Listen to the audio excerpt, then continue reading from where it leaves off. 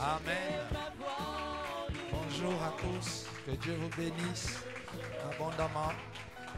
Si on peut me mettre les chaises ici devant, amener les personnes.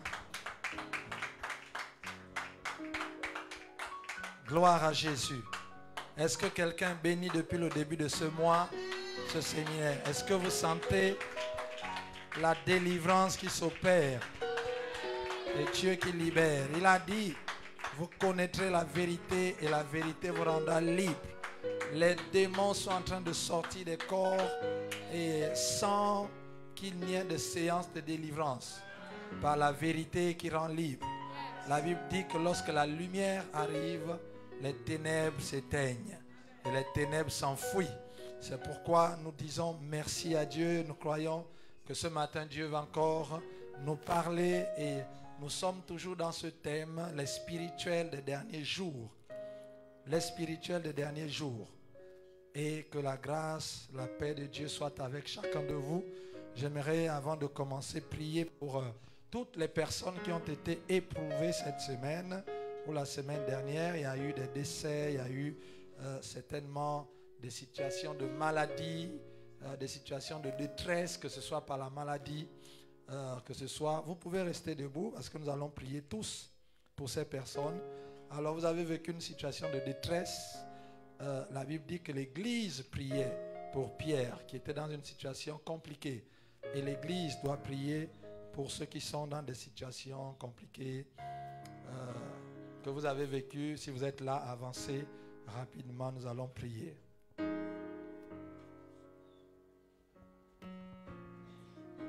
Alors, élevons nos mains vers eux et prions le Seigneur.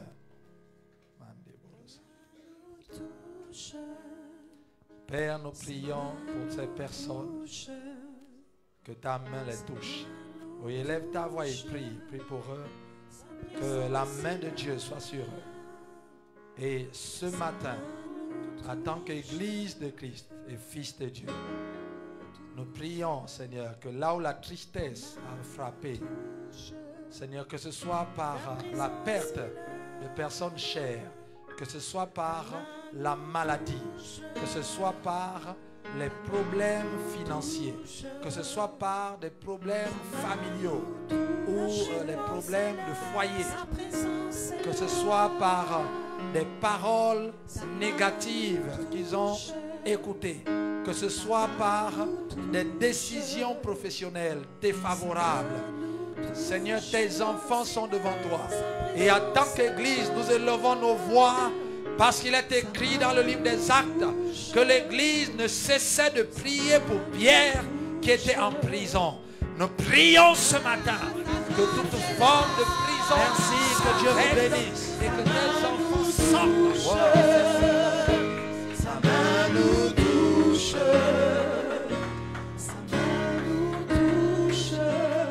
Alléluia, vous pouvez vous asseoir.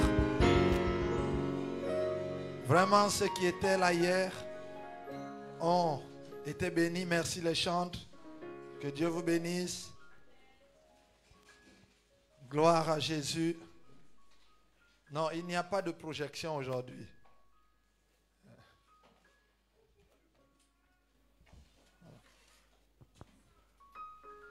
Amen.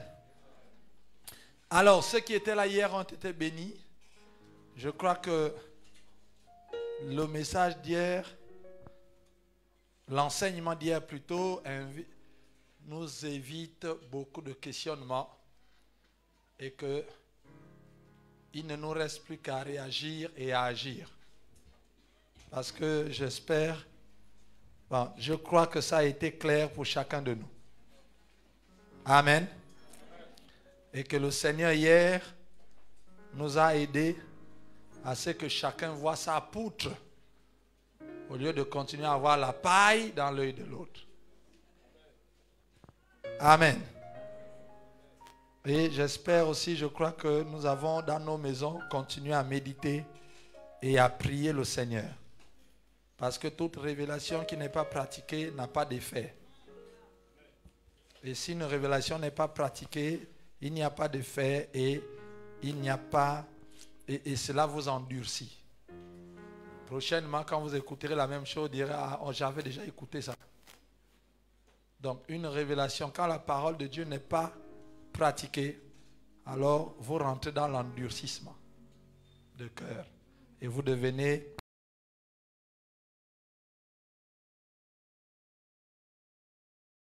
pour ouvrir le cœur pour recevoir la parole, qu'elle tombe sur la bonne terre.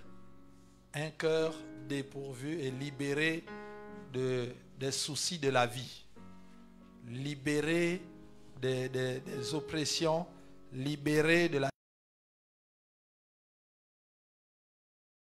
Recevoir la parole de Dieu avec joie. La semaine prochaine, nous allons entrer dans la phase spirituelle. Le sous-thème que nous allons commencer la semaine prochaine, c'est le monde spirituel. Parce que nous terminons aujourd'hui avec de cette spiritualité sortira le dragon. Donc aujourd'hui, c'est la dernière chose que nous allons voir dans notre spiritualité d'avant, où le diable semblait avoir l'avantage. Donc nous allons basculer la semaine prochaine dans le monde spirituel,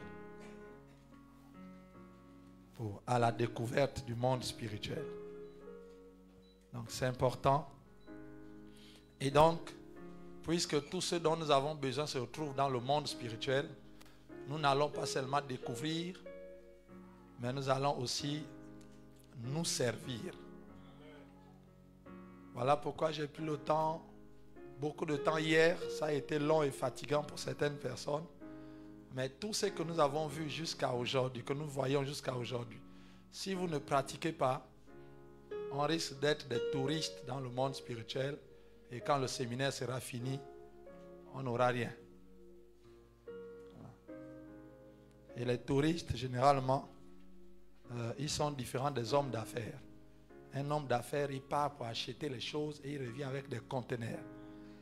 Le touriste, il revient avec les photos. Les selfies. Là où il était à la Tour Eiffel, là où il était là-bas, là où il était, vous regardez, il revient avec la même valise, le même trolley avec lequel il est parti. Mais la tête est remplie de souvenirs de la visite qu'il a faite. Il ne faudrait pas que ce soit le cas. Que quand on va visiter le monde spirituel et on va expliquer le monde spirituel, à la fin du séminaire, vous ressortez de là avec les photos du monde spirituel. Sans rien. Voilà pourquoi la première phase est importante, parce que sans cette phase-là, on ne peut pas être spirituel. N'est pas spirituel qui veut. Est spirituel celui qui fait. Pas qui veut, mais qui fait. Il y a des choses à faire et il faut se débarrasser du vieil homme comme on a vu jusqu'à hier. Donc, ce qui fait que à partir de demain, nous rentrons dans un temps de jeûne et prière pour affaiblir la chair, parce que là, on veut aller dans l'esprit. Bon, si tu trouves que c'est inutile, il faut laisser. Parce que parfois, les bébés n'aiment pas jeûner et les bébés ne jeûnent pas. Bon, si tu ne veux pas grandir, tu veux rester bébé, laisse. Maintenant, si vous voulez grandir, ceux qui veulent grandir comme avec moi, nous devions grandir en Christ. Dès demain, nous sommes en jeûne et prière. Seigneur, je ne veux pas sortir, je veux connaître la réalité du monde spirituel et en bénéficier. Je suis fatigué d'être charnel. Ça, c'est le thème du jeûne. Pas Seigneur, donne-moi les voitures, les maisons. Non. Je veux être spirituel. Je veux comprendre le monde de ton monde spirituel. Le monde spirituel de Dieu. Donc, le monde spirituel, ce n'est pas le monde mystique. Donc, on n'est pas en train d'enseigner du mysticisme. Non. Mais c'est la spiritualité biblique. Donc, c'est différent. Et nous devons nous préparer pour cela. Et nous avons 5 heures, c'est mieux parce qu'on a les unités. Donc, à partir de demain, nous avons des temps de prière à 5 heures du matin, de 5 heures à 6 heures.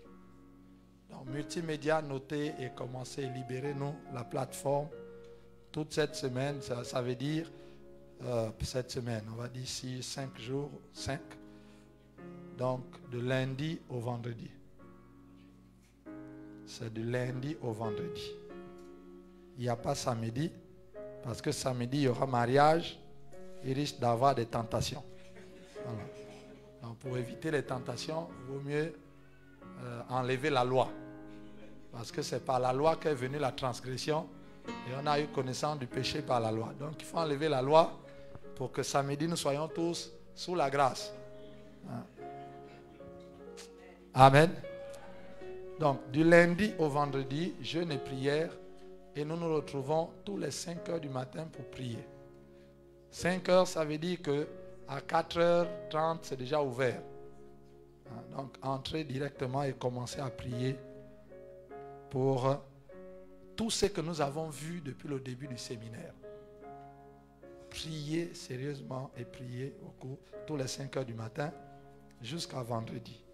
Ce qui fait que la nuit de vendredi à samedi, on priera à 5 heures et non à 3 heures. Voilà. Et nous avons la réunion de mardi. L'église de maison est ajournée pour ce mardi. Il n'y aura pas d'église de maison parce que nous commençons le séminaire mercredi ici. Mercredi, jeudi et vendredi. Samedi, il n'y aura pas de séminaire parce qu'il y a mariage. Donc, on va commencer mercredi, jeudi et vendredi. Voilà. Amen. Et c'est des temps où nous allons aller récupérer les choses dans le monde spirituel qui ont été payées par le sang de Jésus.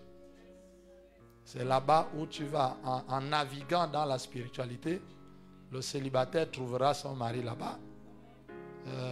Celui qui n'a pas l'argent trouvera la banque céleste là-bas. Celui qui a besoin de maison trouvera des maisons là-bas. Tout ce dont on a besoin, c'est là-bas. Et la foi peut tout transporter. Même les maisons, ça prend, ça amène. Il n'y a pas de problème. Donc ça va être des temps de prière. Voilà. Des temps de prière. Donc, toutes nos séances, à partir de maintenant, vont être suivies des temps de prière.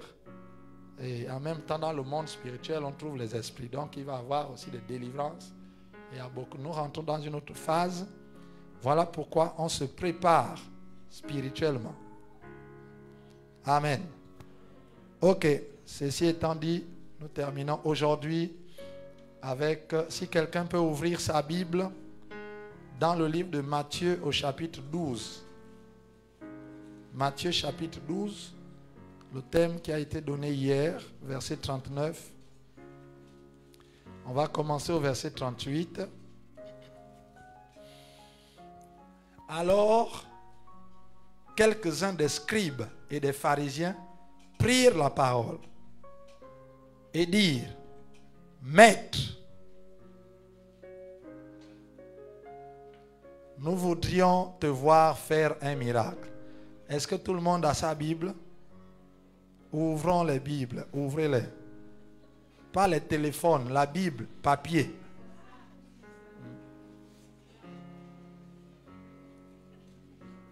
Ouvrez, je vous attends. Je vois des gens qui n'ont pas les Bibles ouvertes. Ouvrez et lisez vous-même.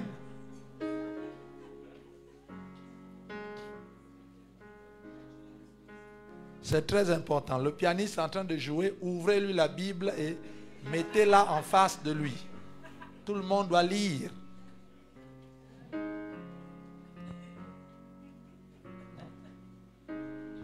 Donc, je vous attends. Ouvrez la Bible.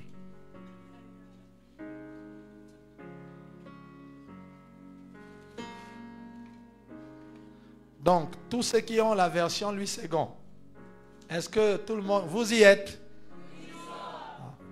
Donc, tous ceux qui ont la version Louis II, pour l'harmonie, on va lire tous ensemble. Ah, devant, il y a des gens qui n'ont pas les Bibles. Les téléphones sont éliminés. Pas de téléphone, il faut acheter la Bible. C'est très important. Donc, nous allons lire ensemble. Je compte. Et ceux qui nous suivent à la télé chez vous, lisez avec nous.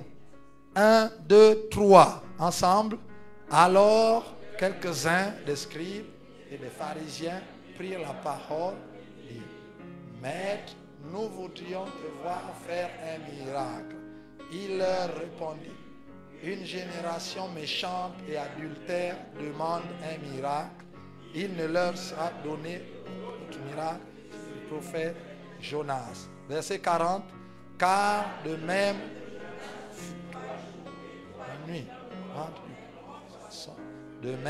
le Fils de l'homme sera 3 jours et 3 nuits dans le sein de la terre. Amen. Ok, nous lisons aussi Matthieu chapitre 16, du verset 1 au verset 4. Juste quelques pages devant. Matthieu chapitre 16, du verset 1 au verset 4. Toujours Matthieu chapitre 16. On était au 12, on monte au 16.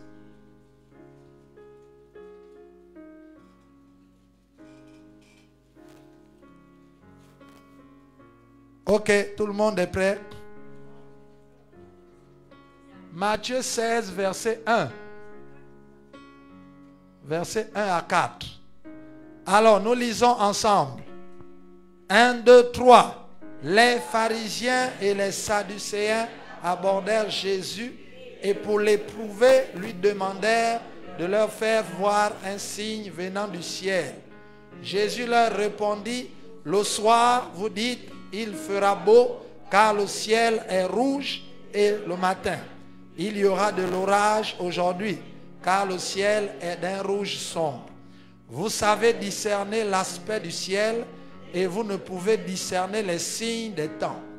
Une génération méchante et adultère demande un miracle. Il ne lui sera donné d'autre miracle que celui de Jonas. Puis il les quitta et s'en alla. Amen. Amen. On peut acclamer pour nous-mêmes. Là, nous avons lu la Bible. Oui. C'est très important. Alors, ce matin, nous voyons une génération adultère demande un miracle. Une génération adultère demande un miracle. Le thème de ce matin: une génération adultère demande un miracle. Nous sommes toujours dans notre thème et on va terminer toujours par Romains. Donc, nous sommes toujours dans le livre de Romains. Et on va expliquer certaines choses. Lorsqu'on parle d'adultère, physiquement, tout le monde sait ce que c'est l'adultère. Jésus a dit, ou Dieu a dit, dans Exode 20, verset 14, dans la loi: tu ne commettras pas d'adultère. C'est-à-dire que tu n'iras pas avec la femme de quelqu'un d'autre, ou la femme de quelqu'un d'autre n'ira pas avec le mari de quelqu'un d'autre. Voilà. Et, ou bien un célibataire avec un marié ou une mariée. Ça, c'est l'adultère. Donc, dès qu'il y a un rapport intime entre homme et femme, et l'un d'eux a une alliance avec quelqu'un d'autre, alors c'est l'adultère. Lorsque les deux n'ont pas d'alliance avec quelqu'un, avec d'autres personnes, ça s'appelle la fornication. Voyez. Donc, tout ceci, ça c'est l'adultère que nous connaissons, la définition tous. C'est l'adultère. Et il y a tellement de conséquences sur les gens, les enfants, la famille, etc.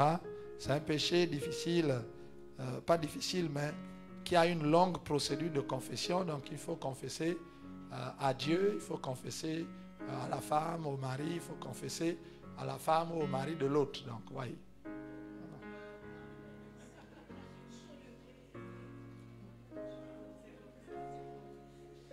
Parce que si la personne est partie avec une femme mariée et lui il est marié, donc il confesse à sa femme et il confesse au mari de l'autre femme. Il confesse à l'autre femme avec qui il est tombé. Donc, 3 confessions. D'abord, la concernée, le mari de la concernée et sa propre femme.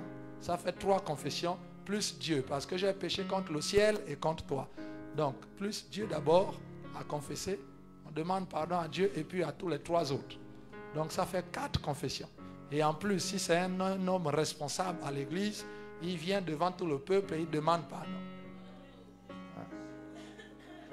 Ok.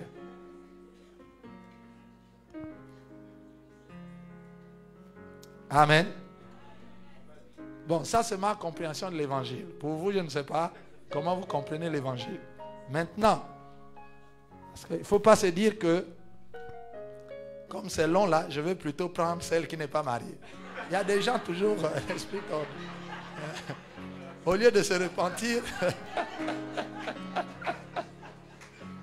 aïe, aïe, aïe. C'est dur. Parce que ça, c'est la chair. C'est-à-dire que la chair sur la croix te dit, ah, ce que le pasteur dit là. Donc, prends celle qui n'est pas mariée. Ça, c'est l'adultère que nous connaissons. Donc, il y a brisement de l'alliance. C'est-à-dire que tu es en alliance avec quelqu'un et tu vas trouver quelqu'un d'autre. Mais, dans cette définition de l'alliance, il y a... bon, on ne va pas rentrer dans les divorces et autres. Là-bas, il y a beaucoup de débats, on n'a pas le temps. Mais, il y a aussi... Dieu considère que dans l'ancienne alliance qu'il a faite avec le peuple d'Israël était considéré comme sa femme. Il y a une alliance. Et à chaque fois que le peuple d'Israël allait avec les dieux étrangers, Dieu appelait ça adultère. Nous sommes dans le livre de Jérémie au chapitre 3. Jérémie au chapitre 3. À partir du verset 8.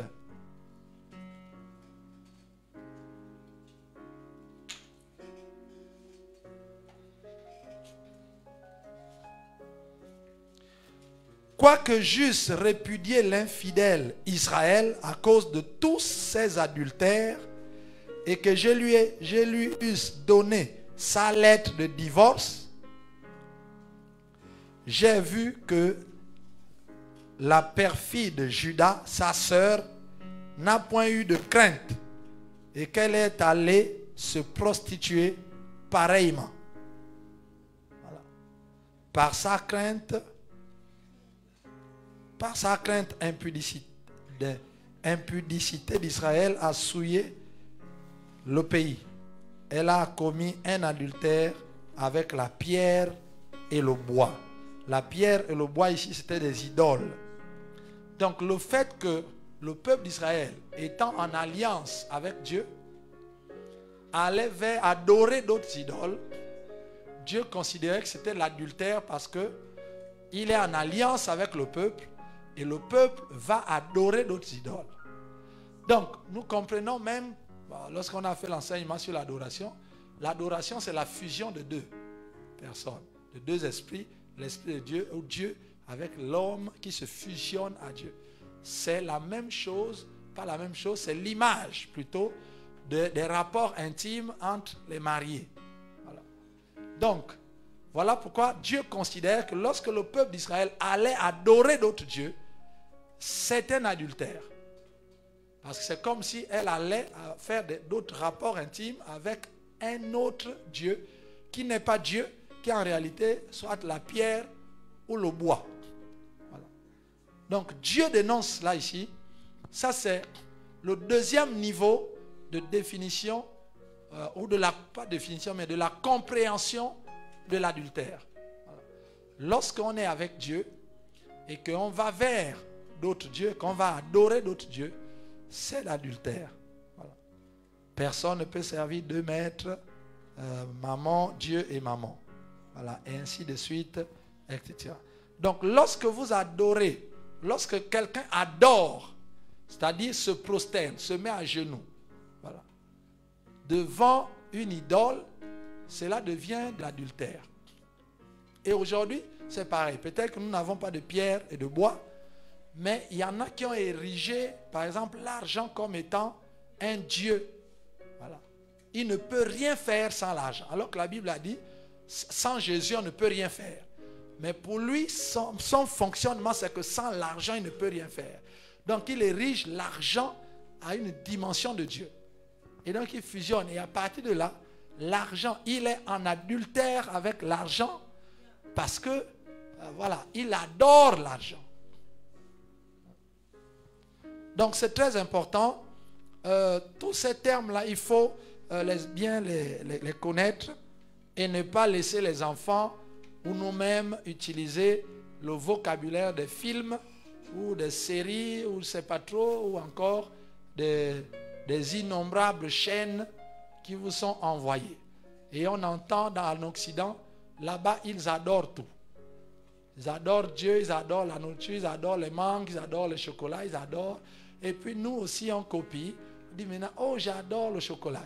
Tu peux pas. Est-ce que tu connais la portée de ce que tu dis? Tu adores le chocolat. Les gens ils pensent que c'est anodin. Ce n'est pas anodin. Le diable capte cela. Et donc, quand tu viens à l'église, le pasteur ou le chantre dit adorons Dieu. À la maison, tu as adoré le chocolat. Pour toi, c'est le même mot. J'adore le chocolat, j'adore les avocats, j'adore la mangue. Et maintenant, j'adore Dieu. Donc, voilà pourquoi, même quand on dit on adore Dieu, on ne comprend pas. On n'a même pas l'attitude qu'il faut pour certaines personnes. Parce que pour eux, adorer, bon, c'est rien du tout. J'adore, ça veut dire j'aime. Non, c'est faux. Ça veut dire fusionner avec la personne et la personne a autorité sur vous. Et c'est Dieu. Donc, les chrétiens qui rentrent dans les loges mystiques, ils sont en adultère à fond. Parce que tous les dimanches, ils viennent adorer Dieu. Et dans la semaine ou la nuit, ils vont adorer le grand architecte de l'univers. Voilà. Le grand architecte. Donc c'est terrible. Mais ils sont là, dans les églises, ils sont contents. Des adultérés, mais terribles. Voyez. Donc ça, c'est la deuxième définition de l'adultère. Voilà. La troisième, pas définition. La deuxième compréhension de l'adultère. La troisième compréhension de l'adultère à la manière de la Bible, ou bibliquement parlant, se trouve dans Matthieu chapitre 5. Matthieu chapitre 5.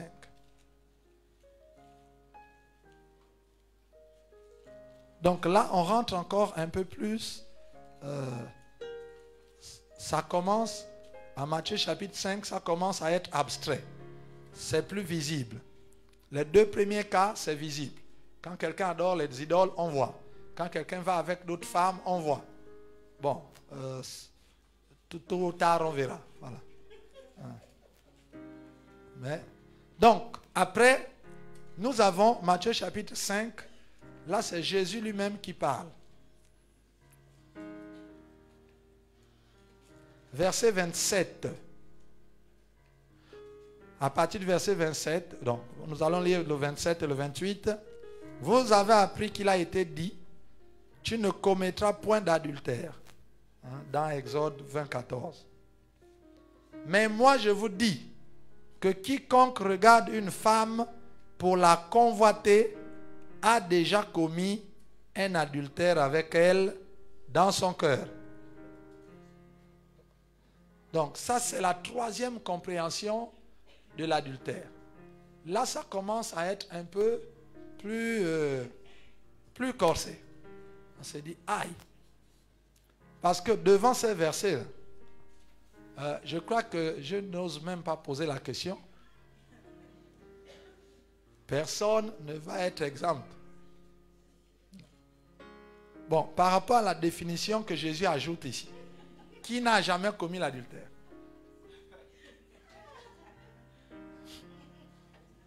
Voilà.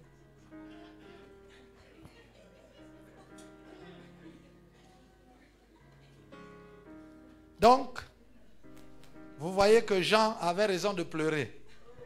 Il a dit, j'ai regardé, il n'y a eu personne. Oui. Donc ça devient beaucoup plus corsé. Dieu dit, Jésus dit aux Juifs que non, ce n'est pas le fait d'aller avec une femme. Non, il dit en fait, quand j'avais donné cette loi dans le passé, c'est parce que vous n'aviez pas la compréhension du spirituel. Voilà pourquoi on s'est limité au naturel.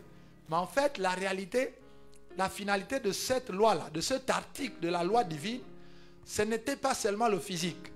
C'est d'abord dans l'invisible, c'est-à-dire en toi. Celui qui convoite une femme, qui regarde une femme pour la convoiter, a déjà commis un adultère avec elle dans son cœur. On retourne aussi. Celle qui regarde un homme pour le convoiter, oui, a déjà commis un adultère dans son cœur. Pourquoi Jésus ici se limite seulement à l'homme? Il ne dit pas et celle, non. Il dit c'est lui. Déjà parce que il est spirituel, donc il parle d'abord à l'esprit. Et l'esprit n'est ni masculin ni féminin. Mais en même temps, Dieu sait que les hommes sont plus rapides que les femmes. Les femmes, elles regardent, elles voient l'émotionnel, elles voient, elles regardent un homme, un frère en Christ, elles voient déjà la robe de mariage, les pensées vont vite. Elle a déjà fini toute la vie, c'est-à-dire qu'elle a déjà vu le mariage, les maisons, les voitures, même les enfants alignés. Elle a déjà vu même la retraite avec lui. Ils ont déjà les cheveux blancs, ils ont une vie réussie, tout. Ça passe en une fraction de seconde. Elle a déjà fait tout là. Sauf si c'est faux ce que je dis.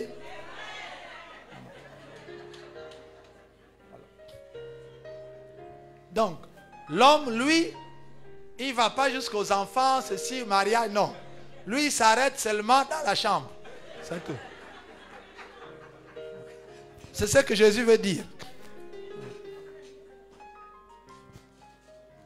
Et c'est là où la chair, quand la chair n'est pas brisée, c'est ce qu'on appelle la convoitise. C'est-à-dire qu'il regarde pour la convoiter. Les mots, Jésus les choisit bien. Ce n'est pas que c'est regarder. Non, pas regarder.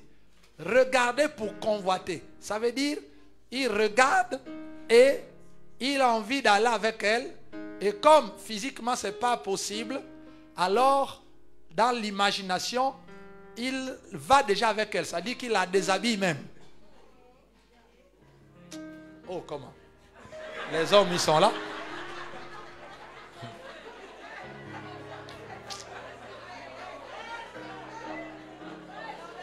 Si vous voulez, après le culte, poser la question à tous les bishops qui sont là. L'homme, quand il est amorcé, il a déjà déshabillé. C'est-à-dire que la chair, c'est compliqué. Voilà pourquoi il faut que la chair meure. Pour nous, les chrétiens, on trouve que ça devient un combat. Mais pour les païens, ce n'est pas un combat, c'est la norme. Et ils viennent demander aux chrétiens que, comment tu peux être avec une fille aussi belle comme ça et puis tu es là, tu dis que maintenant c'est ma soeur. Comment ça ta soeur? Il ne comprend pas. Parce que nous, on est transformés. Nous, on est transformés. Et la chair étant brisée, il n'y a plus de convoitise. Voilà. Et même quand on est amoureux, on veut se marier avec la sœur en Christ, on ne convoite pas. On regarde et on tombe amoureux sans convoiter. Parce que quand la convoitise, c'est l'impudicité.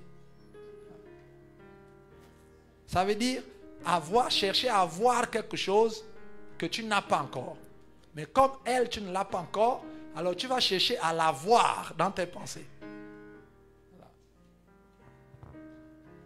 Donc voilà pourquoi il faut être transformé.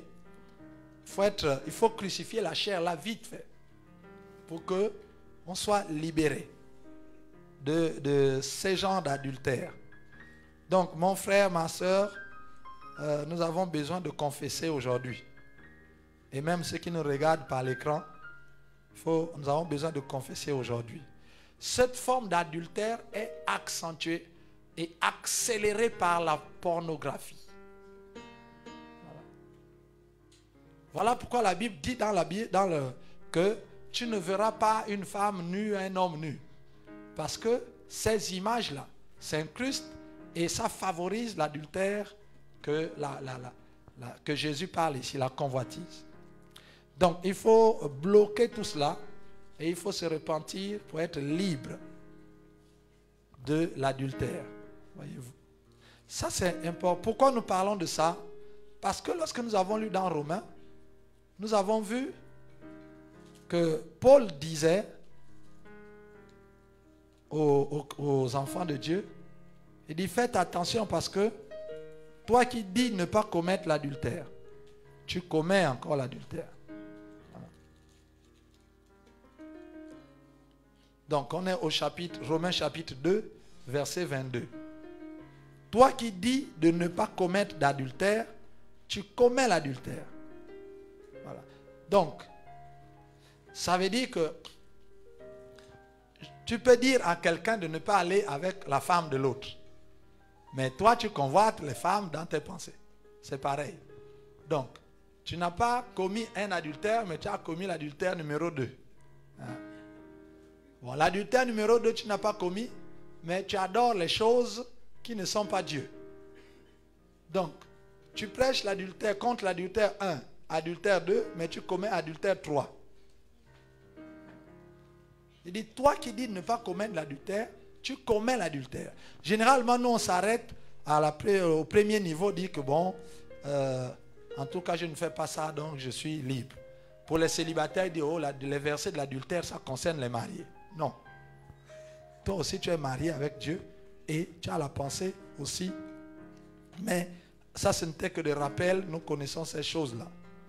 Par rapport à notre thème, nous allons pousser encore un peu plus loin pour comprendre la quatrième compréhension de l'adultère. Quatrième, il y a aussi une autre forme d'adultère que jusque-là n'était pas connue et pas visible. Pourtant, Paul en parle. Et c'est ce qui explique les versets ou bien la position que Jésus a prise. Il leur dit, les gens viennent le voir pour dire, nous on veut voir un miracle. On a besoin d'un miracle. Comme nous aujourd'hui, nous avons tous besoin d'un miracle. Il n'y a pas quelqu'un ici qui n'a pas besoin d'un miracle.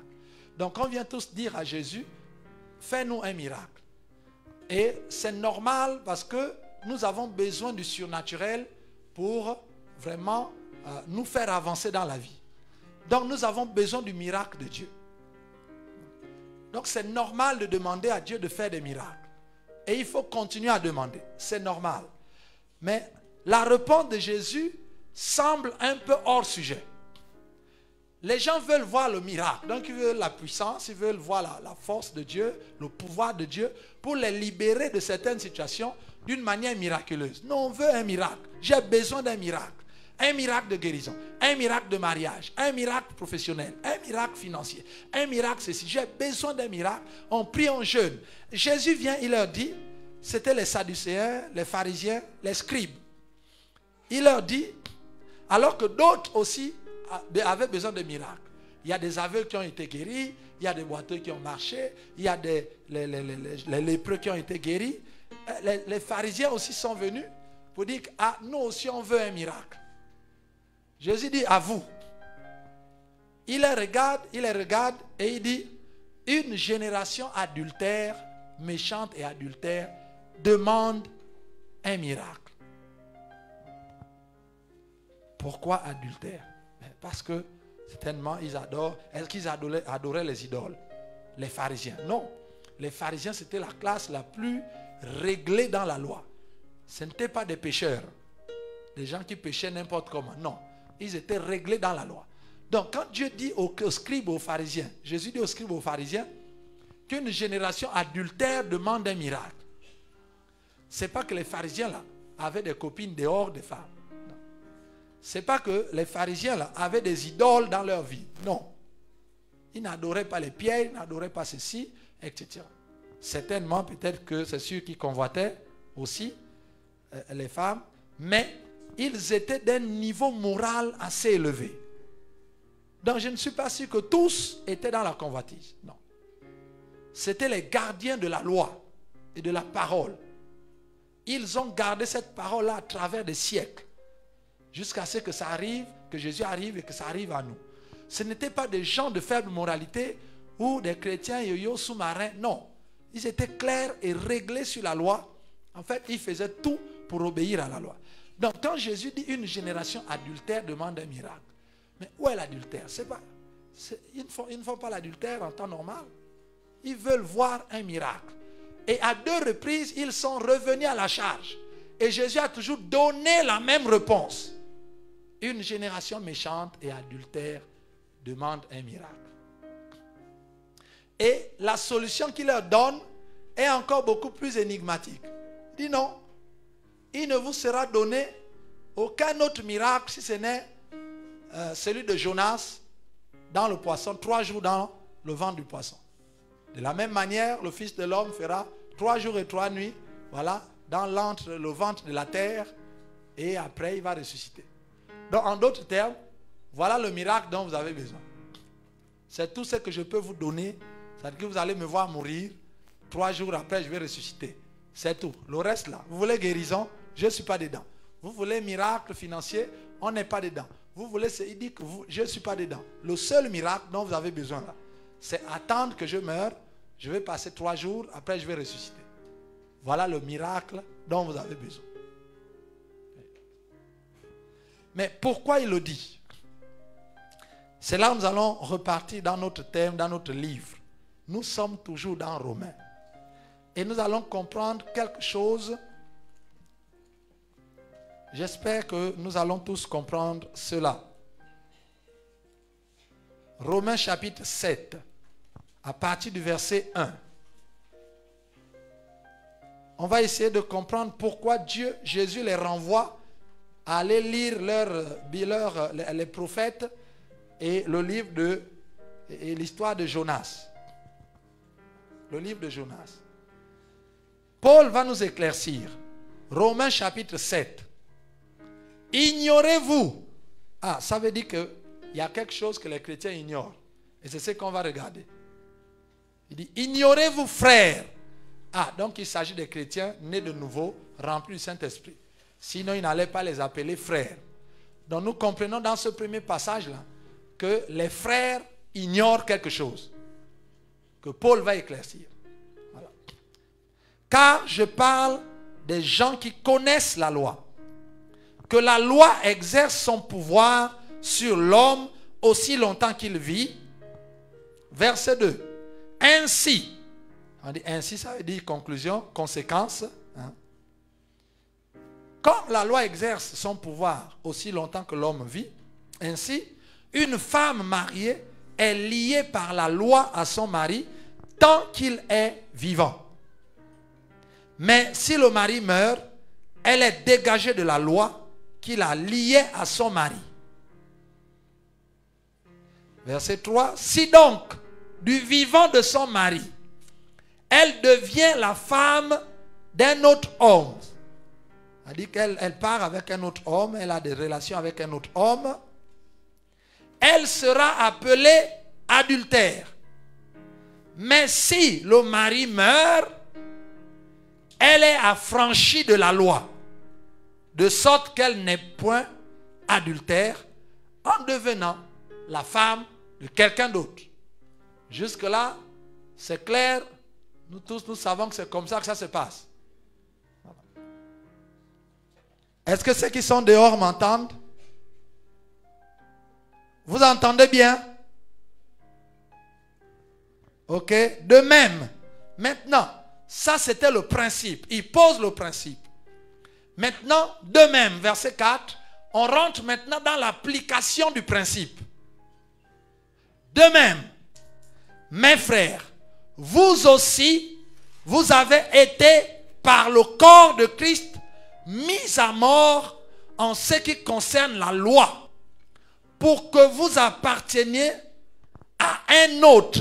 En d'autres termes, pour que vous apparteniez à un autre mari. Parce que c'est ce qui est développé ici.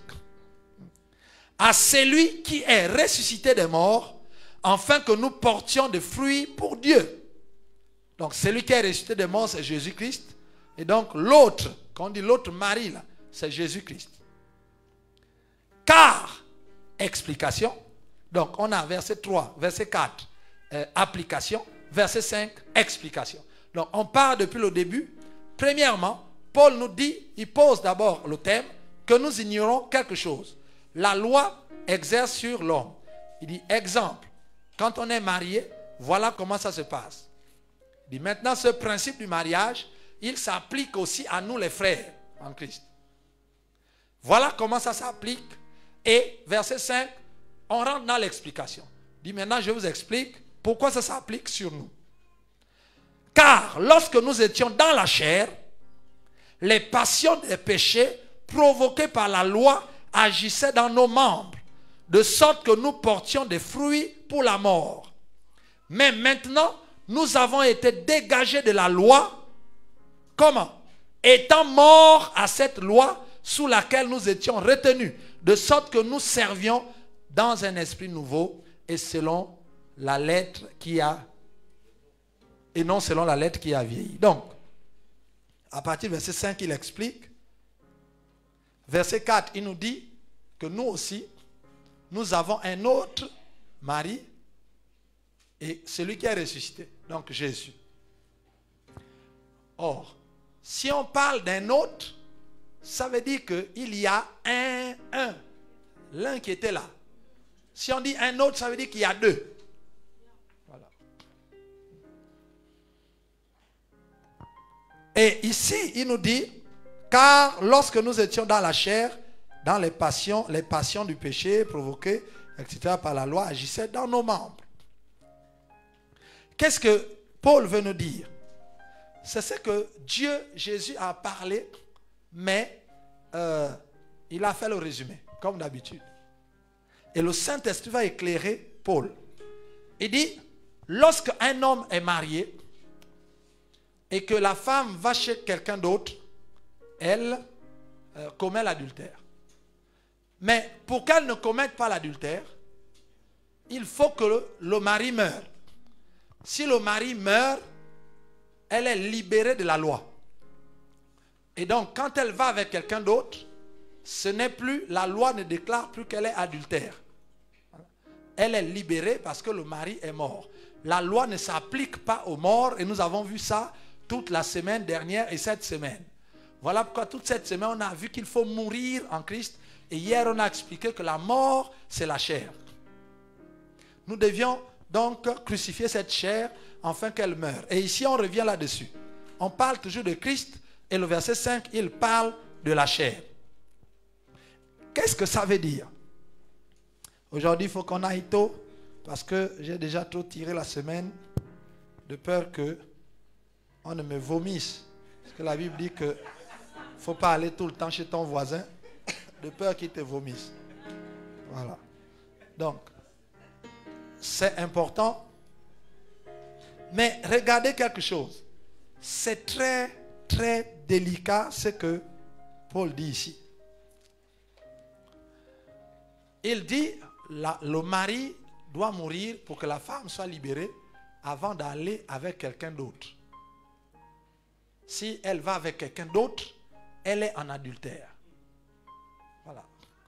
Et Paul nous dit que Jésus-Christ est un autre mari. De même, mes frères, verset 4, vous aussi, vous avez été par le corps de Christ mis à mort en ce qui concerne la loi, pour que vous apparteniez à un autre, c'est-à-dire celui qui est ressuscité. Donc, un autre mari, c'est celui qui est ressuscité, donc c'est Jésus. Voilà la différence entre la configuration de l'ancienne alliance et la configuration de la nouvelle alliance. Les alliances, c'est toujours un mariage. Sauf que c'est différent. Dans l'ancienne alliance, lorsqu'on commettait, on allait adorer d'autres dieux, c'était l'adultère directement. C'est valable aussi dans la nouvelle alliance. Sauf que la nouvelle alliance va plus loin. Elle intègre les pensées et elle intègre ce qu'on va voir aujourd'hui. Donc l'adultère dans la nouvelle alliance est différent. Dans l'ancienne alliance, Dieu est le premier mari d'Israël. Et les idoles, sont les deuxièmes maris. Est-ce que quelqu'un comprend? Mais la Bible dit que dans la nouvelle alliance, Jésus-Christ n'est pas le premier mari, il est le deuxième.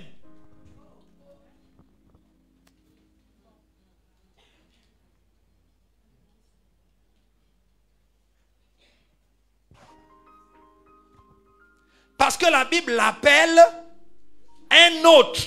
De même, mes frères, vous aussi, vous avez été par le corps de Christ mis à mort en ce qui concerne la loi pour que vous apparteniez à un autre. À celui qui est ressuscité des morts, afin que nous puissions porter des fruits pour Dieu. Ça veut dire que celui qui est ressuscité des morts, c'est un autre mari. Ce n'est pas lui le premier mari.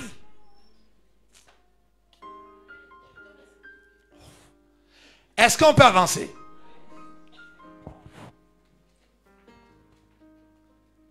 Alors, qui est le premier mari? Dans cette dispense, il prend l'exemple d'une femme mariée, qu'elle est liée par la loi. Elle est liée au mariage, elle est liée à son homme par amour. Elle s'est mariée par amour, mais elle est liée par la loi. C'est la loi qui lie. Donc, cette loi-là ne peut la dégager de ce serment que quand elle est morte. Or, depuis le chapitre 1 de Romains, on a parlé de tous ces éléments. Et on a parlé de la loi. Voilà pourquoi on a vu que la loi favorisait le péché, que la loi, il faut qu'on quitte la loi pour la foi et que la grâce de Dieu se manifeste. Donc, la loi de Dieu, pas la loi du monde. La loi de Dieu impose et agit sur les relations et donc sur le mariage. C'est lui-même qui a créé le mariage.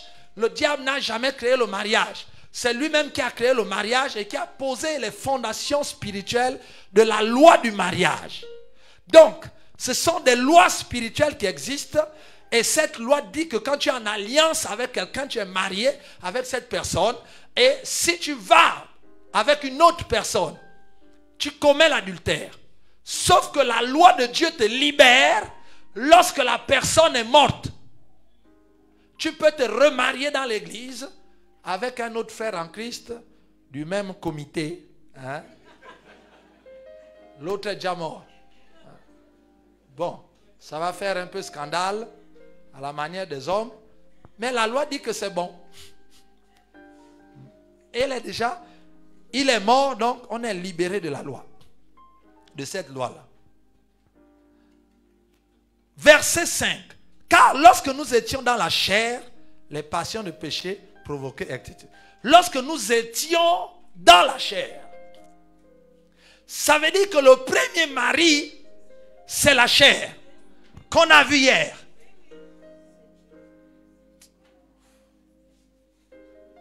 Jésus est venu dans ta vie après. Tu n'es pas né chrétien.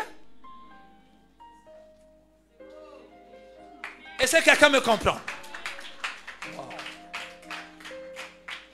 Ça veut dire que pendant que tu étais en alliance avec la chair, donc tu étais dans le péché, en alliance avec la chair. Et donc la chair est considérée, parce que la chair est une entité spirituelle, est considérée comme le mari parce que tu es en alliance. Et vous avez vécu ensemble. Et vient le deuxième mari. Voilà pourquoi Paul l'appelle le deuxième, un autre. Vient un autre qui veut rentrer en alliance avec toi. Donc il va avoir une relation intime avec toi. Et ce deuxième-là, c'est Christ.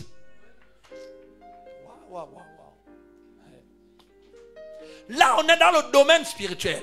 C'est comme dans l'ancienne alliance où Dieu considérait que les démons que les gens allaient adorer c'était un mariage. Parce que dans le monde spirituel, c'est ça.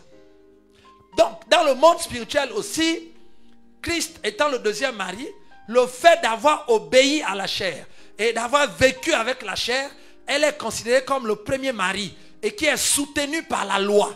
Voilà pourquoi avec la loi, on ne pourra pas se délivrer de la chair et se libérer de la chair. Parce que la loi favorise la chair. La loi, c'est le premier mari. La loi favorise toujours le premier mari. Voilà pourquoi ceux qui vivent selon la chair, la loi, et selon la loi, la chair a toujours le dessus sur eux et ils seront toujours dans le péché. Ils auront toujours des pensées impures parce que la chair a le pouvoir sur eux. Et qui donne à la chair le pouvoir? La loi. Même si la loi ne considère pas l'état du mari, que le mari soit beau, laid, court, grand, c'est pas ça le problème. Que tu dises, ah, je n'aime plus ce mari, oh, il ne me donne pas l'argent, il ne me fait pas ceci. Ça, c'est pas le problème, la loi. La loi regarde, est-ce que vous êtes marié? Oui, alors repars là-bas. Voilà pourquoi on a parlé de tous ces éléments-là qu'il faut enlever. Alors, lorsque le nouveau mari arrive, il veut rentrer en relation avec toi. Sauf que l'ancien mari est encore vivant. Aussi longtemps, la loi exerce son pouvoir sur l'homme, aussi longtemps qu'il vit. Aussi longtemps que la chair vit en toi, la loi exerce son pouvoir. Donc quand Christ arrive, qu'est-ce qui se passe? Christ rentre en relation avec nous. Il veut nous sauver. Nous comprenons que le nouveau mari est meilleur que l'ancien. Donc nous décidons de changer de mari. Nous acceptons le Seigneur Jésus. Et la Bible dit que Dieu nous transporte du royaume des ténèbres vers le royaume de la lumière. Donc nous changeons même de maison. Nous déménageons de chez l'ancien mari et nous allons vivre chez le nouveau mari. Et nous sommes dans la joie parce qu'il nous aime, il nous bénit, il nous fait ceci. Nous sommes ses enfants, nous venons à l'église, nous sommes contents. Sauf que dans ta vie, par la vie de la désobéissance, l'ancien mari n'est pas mort.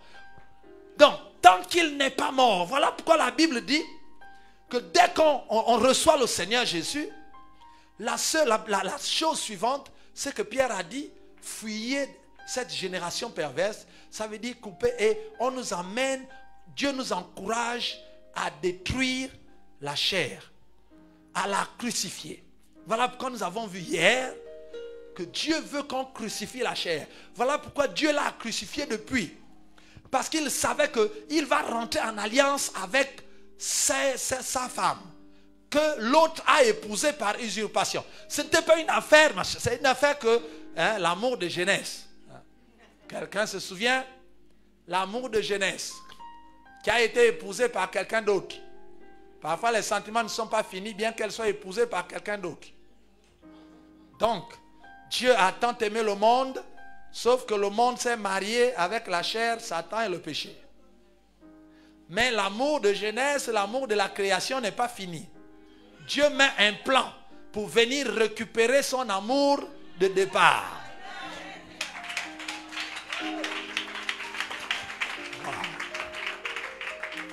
Quand le nouveau arrive, la femme reconnaît que c'est lui le créateur, c'est lui le vrai amour. Dit, mais je ne peux plus parce que je suis marié. Dit que non. Est-ce que tu m'aimes toujours? Oui. Et toi? Oui. Il se souvient, il dit, bon, remettons-nous ensemble. Maintenant, le nouveau mari te dit, maintenant que je t'ai sauvé, que nous sommes ensemble, pour que notre relation soit légale devant la loi de Dieu, il faut qu'on tue l'ancien mari. Parce que même si je suis fort, même si je suis le plus puissant que ton ancien mari, le péché, le diable, tout cela, qui sont enfermés dans la chair, mais je ne suis pas plus fort que la loi. La loi, c'est moi-même. Donc, je ne peux pas aller à l'encontre de la loi de Dieu. La loi de Dieu dit que celui qui épouse, qui prend une femme qui est mariée à quelqu'un, commet l'adultère. Voilà pourquoi je dois te donner mon esprit. Je te donne tout ce dont tu as besoin. La rédemption, le sang de Jésus, le nom de Jésus, la puissance, le pardon, la grâce, la justification. Tous ces éléments pour qu'avec ça, tu tues l'ancien mari. Pour que notre relation soit légale devant Dieu, afin que tu bénéficies de ce que j'ai. Parce que tant que l'ancien mari est vivant, je ne peux pas me marier avec toi. La loi me l'interdit. Et si je ne peux pas me marier avec toi, tu ne bénéficies en rien de ce que j'ai.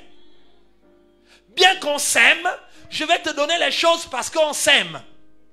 Donc quand quelqu'un est très riche, il aime une femme, il va financer. Mais il a tellement de biens, ce que la femme a besoin, il donne. Sauf que la femme n'est pas héritière, ni co-héritière, et la femme ne rentre pas dans son testament. Pourquoi? Parce qu'ils ne sont pas mariés. La différence aujourd'hui avec les chrétiens, c'est que si nous ne sommes pas mariés officiellement avec Jésus, Dieu nous bénit parce qu'il nous aime. Mais on n'a pas encore l'héritage. L'héritage nous est promis. Voilà pourquoi vous allez lire les livres de Paul. Il va dire que Dieu nous a donné toutes les sortes de bénédictions. Il a tout donné. Sauf que c'est spirituel. Ça ne peut pas arriver d'abord parce qu'il n'y a pas eu de divorce avec l'ancien. Donc tu ne peux pas mériter ça. Tu ne peux pas toi-même te servir de ça. Voilà pourquoi la relation entre le nouveau mari se limite à demander et l'on vous donnera. Parce que quand tu n'es pas marié avec quelqu'un, s'il est président de la République ou il est ministre, mais il a sa femme et toi tu es la copine, alors tu n'es pas marié avec lui. Mais comme il a beaucoup de biens, pour que tu gagnes ces biens-là, il faut que tu lui demandes. Tu ne peux pas aller à son insu, à la banque, te servir dans son compte. Ce n'est pas possible, tu n'es pas... Dès que tu vas arriver, on va dire, est-ce que donner l'acte de mariage? Donc tu ne pourras bénéficier de biens de ce monsieur que devant sa présence et à sa volonté. Quand il veut donner, il donne. Quand il ne veut pas donner, il ne donne pas. Et pour que tu aies ça, il faut que tu te demandes. Parce que tu n'as aucun statut dans le pays qui te permet d'utiliser ces biens. Tu n'es pas marié. Mais il t'aime plus que la femme qui est à la maison. Et il te gâte de cadeaux. Voilà.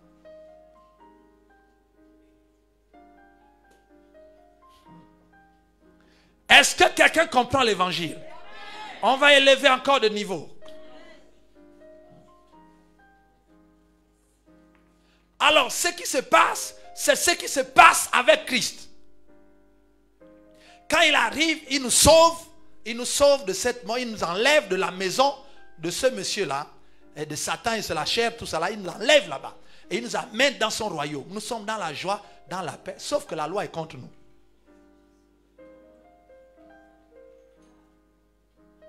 La loi de Dieu est contre nous.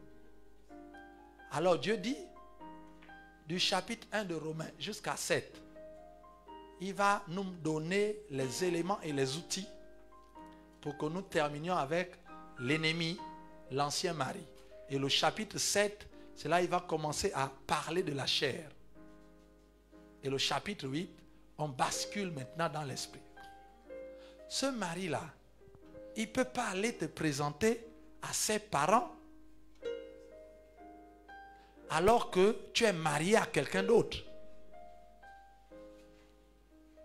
Il ne peut pas t'amener dans sa famille alors que tu es marié à quelqu'un d'autre. Tout le monde va le lui reprocher.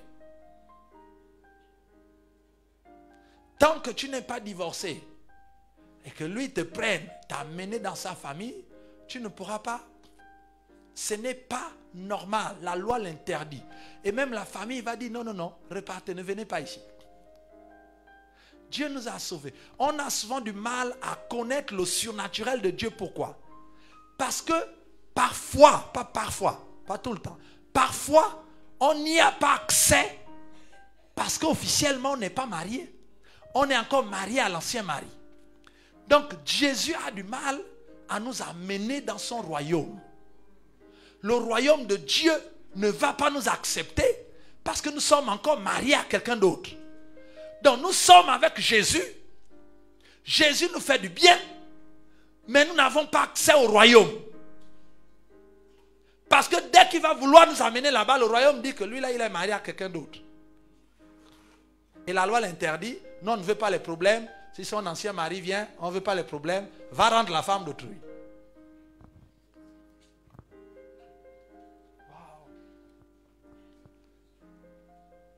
Je vous assure, quand j'ai lu ces passages, ça fait combien de fois j'ai lu le Nouveau Testament? Je ne sais plus. Mais quelle affaire qui se passe ici? Donc, nous comprenons simplement que tant que la chair, et au verset 5 il va parler de la chair, alors nous étions dans la chair. Donc voilà l'ancien mari qu'il faut arrêter.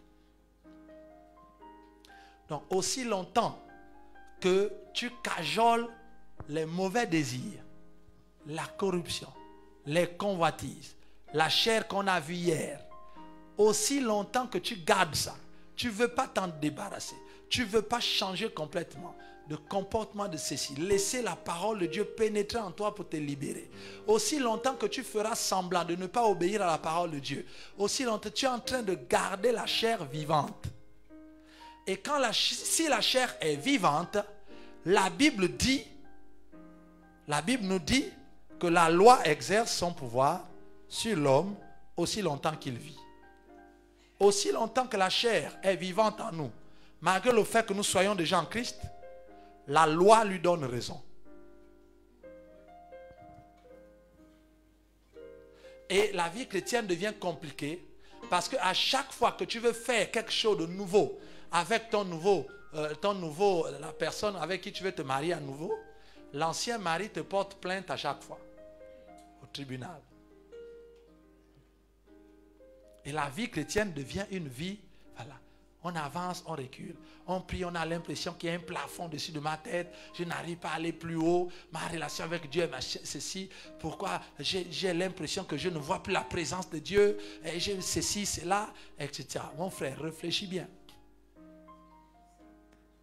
Réfléchis bien.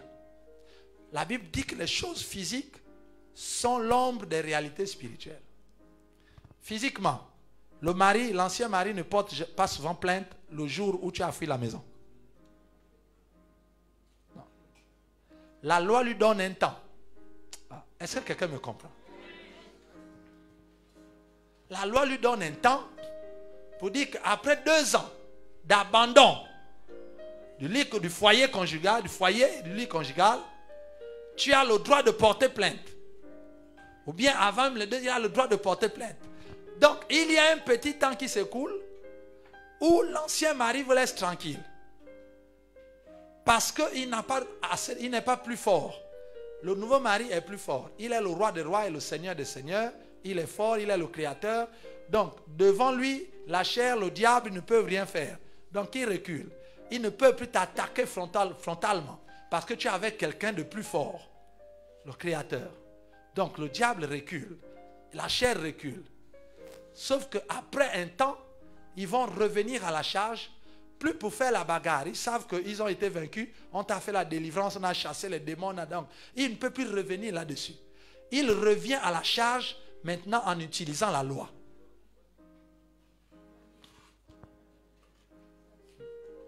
Et c'est en ce moment où la vie chrétienne commence à être compliquée. Tu as l'impression que, mais dès que j'ai accepté le Seigneur, c'était bien. Je sentais la paix, la joie, l'atmosphère. Mais après 6 mois, j'ai l'impression que toutes les anciennes choses sont en train de revenir. Je me sens plus bien. Je ne vais plus bien. Mais l'ancien mari n'était pas mort, donc il porte plainte et il t'harcèle. Et tu pries, tu as l'impression que Dieu ne fait rien. Dieu ne fait rien pourquoi? Parce que l'ancien mari a raison.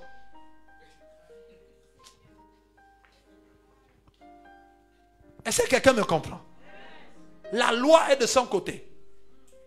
Il n'est pas mort. Donc tu ne peux pas te marier avec quelqu'un d'autre. Tu le gardes vivant. Donc tu gères 2 maris.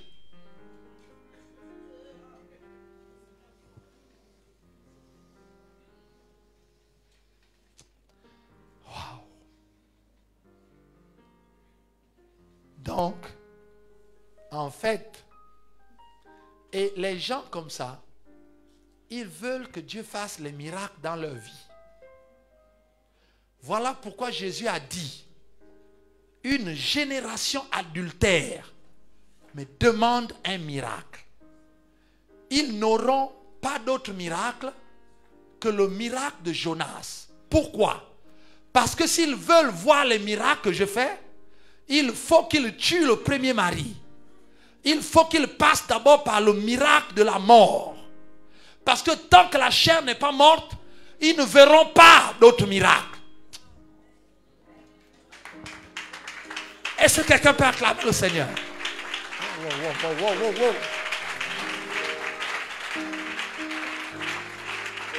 Donc ce que Jésus a dit ici, c'est rien d'autre que ce que Paul s'acharne à nous expliquer, qu'il faut que la chair meure.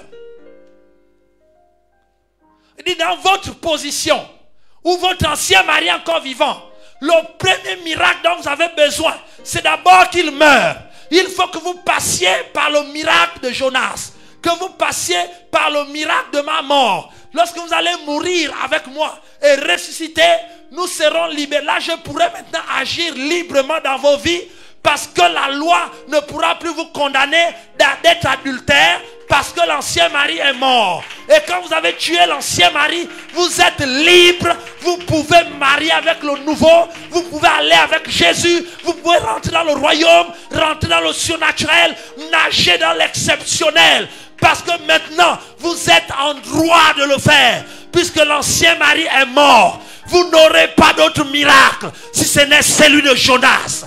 Il y a des gens qui demandent le miracle, qui cherchent les maris, qui cherchent les femmes. Dieu vous répond, vous n'aurez pas d'autre miracle si ce n'est celui de tuer d'abord la chair en vous. Enfin, qu'il ait la liberté de se marier avec vous.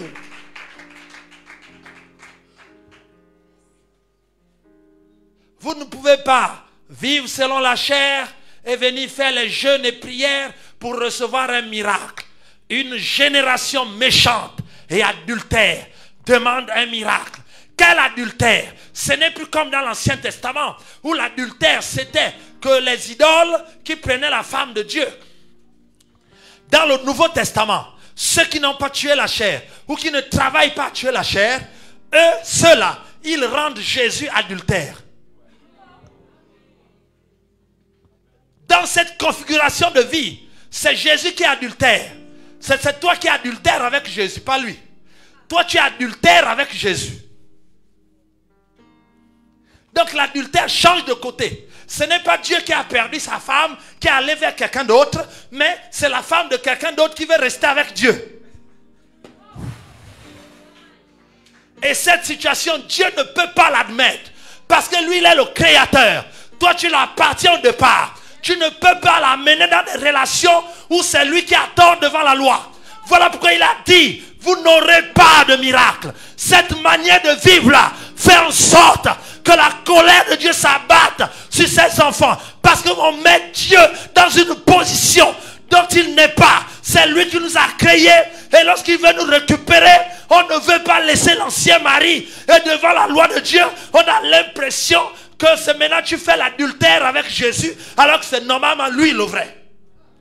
Pourquoi? Parce que les gens ne veulent pas tuer la chair. Dieu dit de cette situation, vous n'aurez aucun autre miracle. Le seul miracle que je vous laisse, c'est d'abord de tuer l'ancien mari. Tant que tu n'as pas tué l'ancien mari, ne reviens pas me voir.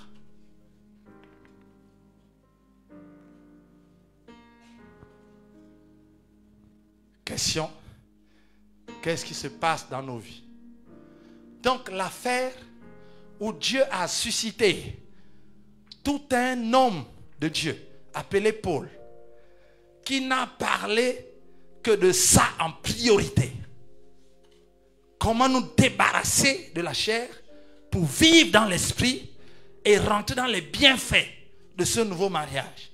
Tous les livres de Paul parlent de ça. C'est l'élément fondamental. Voilà pourquoi hier je vous disais que c'est ça la vie chrétienne. Elle se résume à crucifier la chair, la tuer et que le nouvel esprit vive. Donc l'image que je vous ai donnée hier, le nouvel esprit là c'est Christ. Et donc c'est le nouveau mariage. Sans lequel on n'aura que les miettes et les miettes. Parce que Dieu ne peut pas nous donner plus. Il n'est pas dans la légalité spirituelle de nous donner plus. Parce que nous vivons encore selon la chair et non selon l'esprit.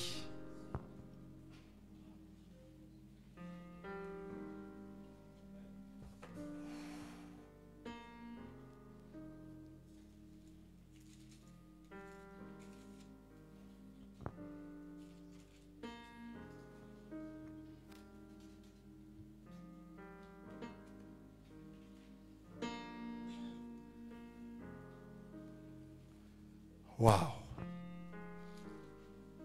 Le chapitre 8, il nous dit, il n'y a donc plus de condamnation pour ceux qui sont en Jésus-Christ.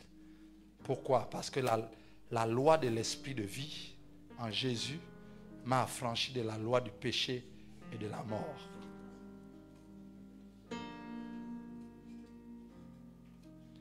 Qu'est-ce que Dieu va faire?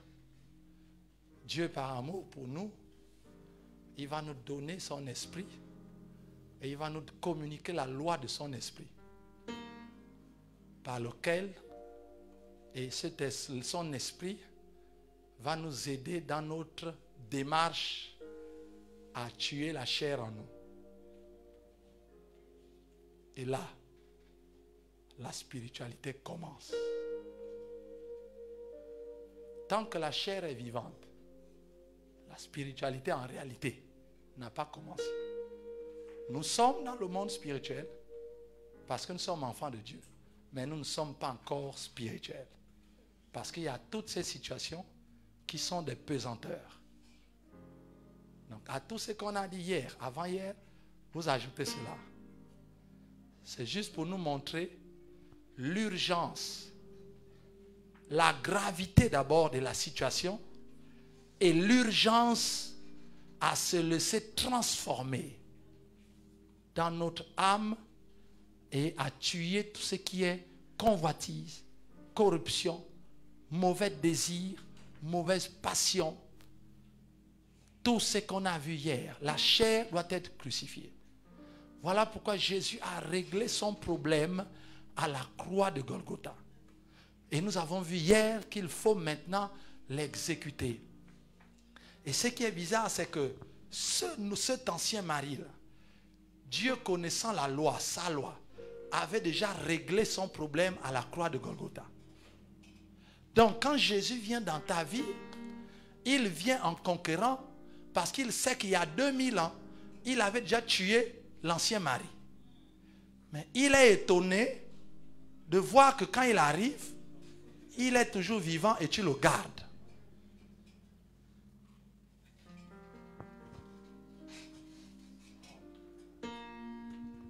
Dieu appelle ce genre de chrétiens une génération méchante. C'est de la méchanceté spirituelle. Malgré tout ce que Dieu a fait pour toi, il a tout fait, mais tu veux toujours vivre selon tes penchants et tes désirs. Et tu gardes toujours l'ancien mari vivant que lui il a tué depuis 2000 ans et que tu ne veux pas exécuter. Et tu veux garder les deux. Tu veux en même temps être avec la chair et en même temps être avec le Christ, le Saint-Esprit. Et tu veux manager les deux maris jusqu'à ta mort. Et tu veux gagner d'un côté et de l'autre.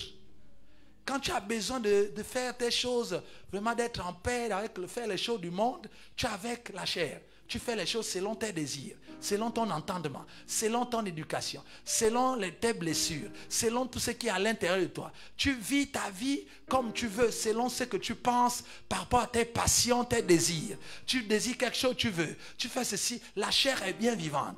Et dimanche, tu arrives à l'église, tu dis, Seigneur, maintenant, je te reçois.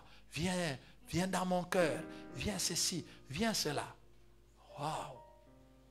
Dieu appelle cela de la méchanceté. Une génération méchante.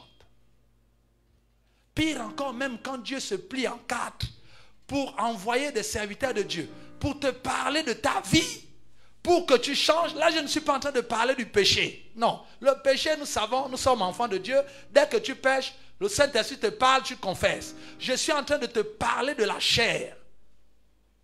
De tes désirs, tes passions, tes motivations, voilà, les convoitises, ce qui fait toi, ce qui fait tes décisions. Le moi là, moi je veux pas, moi j'aime assez comme ça, moi, ça là, c'est ça.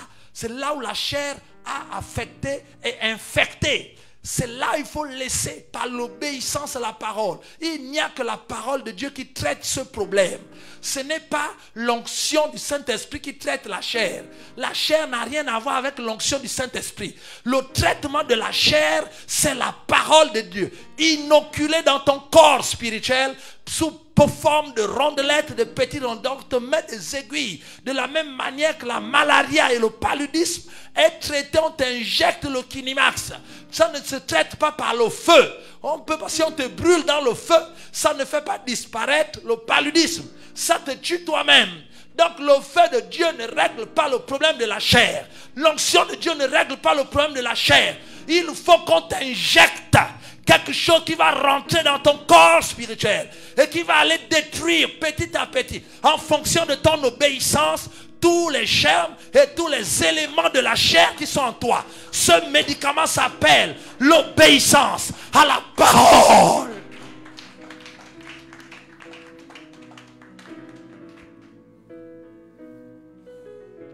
Parce que la parole sort, elle ne vient pas pour condamner, mais pour démontrer encore combien de fois Dieu nous aime.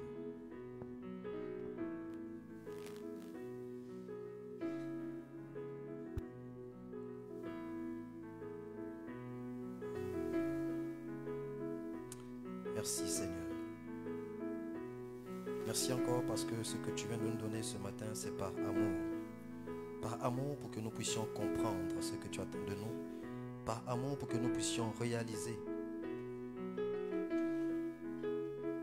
ce que nous faisons pour toi.